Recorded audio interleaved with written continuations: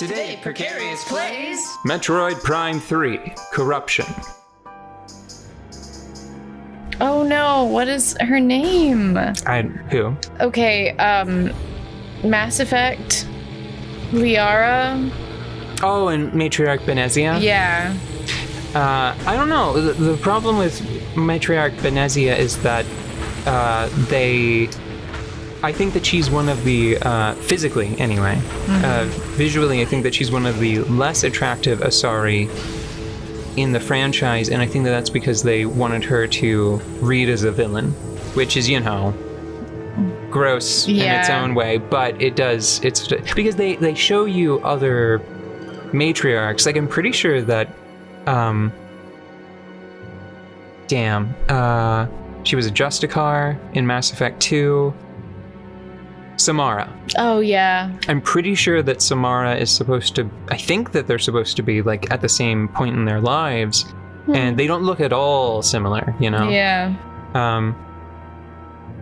So I think that that's sort of unfair. I think that they do it with Saren, too. Saren looks scarier than your average Turian. Yeah. Which is uncool. Yeah. And it's especially weird because it feels like there was sort of a miscommunication between like the artists and the writers, because both of those characters ultimately are portrayed in sort of a sympathetic light. Mm-hmm. So I think it really is just one of the artists sort of let the scenario get away from them a little bit. Anyway, the point is, what is the point? You asked me a question. I was just asking. Oh, like what? Do I prefer Matriarch Benezia to Liara? Yeah. No, because I already know too much. I feel like I'm better friends with Liara. I already know the end of Liara's story, and I never really found Liara especially romantically enticing. Uh-huh. Oh wait, I gotta be quick on the draw. I didn't find Liara very romantically enticing until... Oh, damn it. That's the wrong button. Hold on. I gotta take care of this now. Mm-hmm. I was just trying to bring up my visor. Okay. Third time is the charm, third, whatever. Mm-hmm. You know what I'm saying. Let's blow up this wall. Yes. So this is what your gunship can do in this game. Hey, gunship. Oh. Yeah, it's pretty good, right? Nice. Oh, thanks, no, gunship. It's bad. It's bad. We don't like it. I did not find Liara very enticing until she became the Shadow Broker. Yeah. Yeah. I mean, once she became, that's fair. Once she became the Shadow Broker, then I was interested. And you're like, oh, nice. I don't find... Like, I think that I might have picked a romantic partner at the time just to sort of, like, check the box and see the scene. Yeah. But I don't think Who did you end up with? Garrus? I ended up with Garrus. Garrus is my friend. I like Garrus. He's my favorite. He's Caden. bitter. I like it. Caden. Caden? Yeah. He was fine. Oh, that's so sweet. What? I didn't realize this. A lot of people apparently think Caden is boring. He is. He's fine. He's just a dependable, upright dude. Okay. Okay. Yeah. All right. And he's got a surprising amount of spunk. You know. Okay. Sure. Because. Do you know his backstory? But have you met Garrus? Do you know his... Well, here's the thing. Garrus was not on the menu until the third game. And I had already... I don't even know if I think that my justification for ignoring all romance in the third one is it's like, we've got bigger shit to worry about right now than who's dating who. Oh, no, that's exactly when you have to worry about who's dating who, because it's going to be the last drama you get to be part of. The only one that I noticed this much more strongly in this most recent playthrough that I was trying to do Yeah.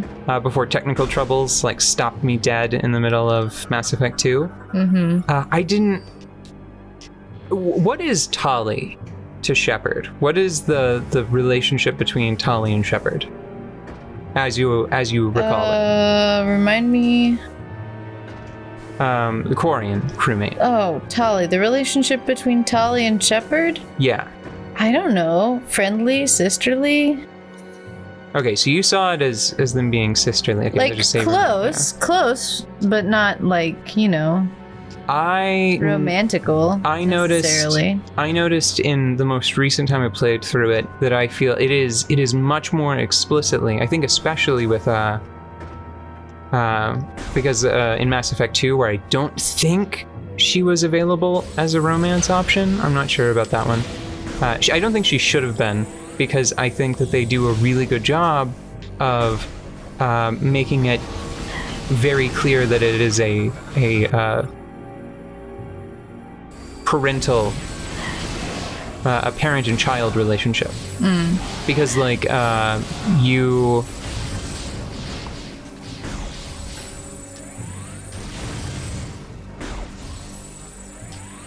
you are in her loyalty quest. You are functionally immediately taking the place of her parent. I guess so, yeah. And I think that what really cinched it for me is that there's a Paragon interrupt where you can just give her a hug because she's sad and she's crying. Yeah. And she's like, my parent is dead. And it's like, I can take care of that with the left or the one of the shoulder buttons. I can't remember which one it is. I think that we might be over a little bit, but I think we should keep going until we get to the next save room. Okay. So here's the question that I wanted to ask you. Here's what all of this bullshit was leading up to. Yeah. It's sort of it's a test. It's a pop quiz. If you had, what would your roster of mythological beings look like if you played Persona 5? And if you can think of a character in myth, they're probably kicking around in some capacity. So it's like, what would you deck out your library of Persona? Who would you put on staff? Okay, so it can be like any myth, and they have to. Do I have to have some connection with them, or like is this like Pokemon where you just get them? So here's my the most important criteria to make it onto my team, right? When I'm playing Persona, is hot girl. Is hot girl. Yes, let's talk, and then we go from there, right? Well, as a person who has not actually played very much of the combat parts of Persona, like, for me, from the sidelines, it looks like pretty much anything goes, right? Like, you can make anything dangerous or useful. Oh, that was really funny. Sorry, it's just, the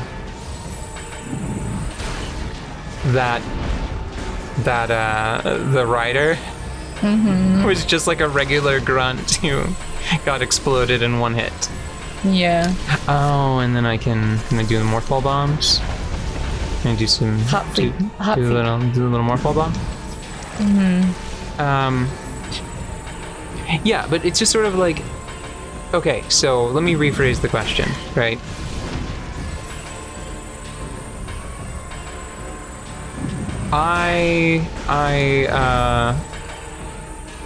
If I'm stocking my roster of Persona with entities what I find visually appealing, right? Okay. What does that look like for you? Are you being underserved, I wonder? That's my okay. That's the broader question. Well, here's the thing. If I'm trying to kick ass, I'm also bringing the hot girl crew most of the time. But maybe not necessarily the hot girl crew, but the scary girl crew. Like, fucking Ursula's on my team. From The Little Mermaid? Yeah, some bitch like that. Someone like Ursula. Whoever it is, the closest thing I can get to Ursula is hanging out with me. Medusa also hanging out. You know what? Maybe not hot girl crew. Maybe it's villain girl crew. Okay.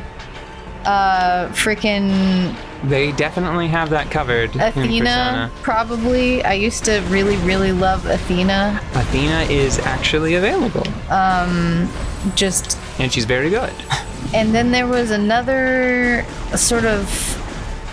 Oh, I can't remember if it was Persephone or Persephone's mom that I thought was like the bee's knees for a while. And I think both of them have their like hero and villain arcs in the myths, so... Persephone's really cool because she brings the spring. But she also has kind of privileged idiot going on too. Ceres is her mom, right? I don't know. Or is it Demeter? I can't remember think which mythology we're in. That's the character in Hades, at least. Demeter? Yeah. Okay, then it's probably Demeter. Because you know how those Roman folks stole the Greek folks and then like did a rebrand? I mix those up all the time. Mm-hmm. So, anyways, the two harvest and season associated goddesses, I think those are very powerful. It's like, would bring them with me. Yeah, there are tons of... they've got... Persona has lots of fertility gods and goddesses, and death gods and goddesses. I have been reading a lot more about Sky Woman of the Anishinaabe people. Love that.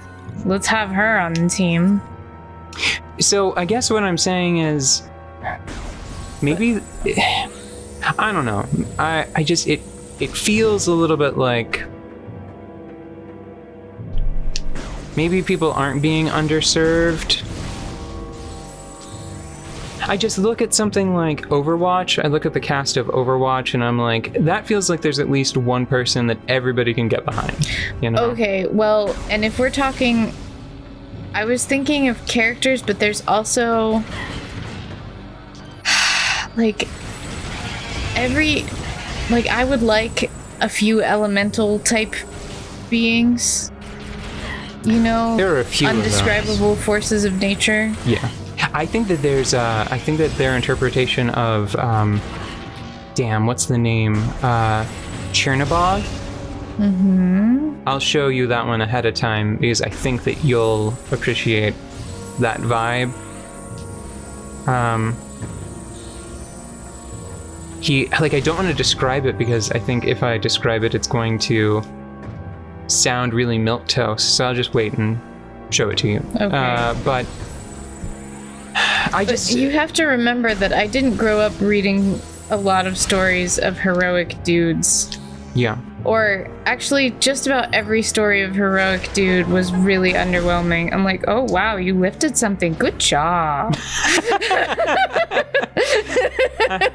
Whereas, like, every story of like woman force of nature, magical creature deities, it's like, well, I had to negotiate with my island for this and that and the other, and I brought together a coalition of other rad bitches to turn the earth upside down 3 times, and then we grew people.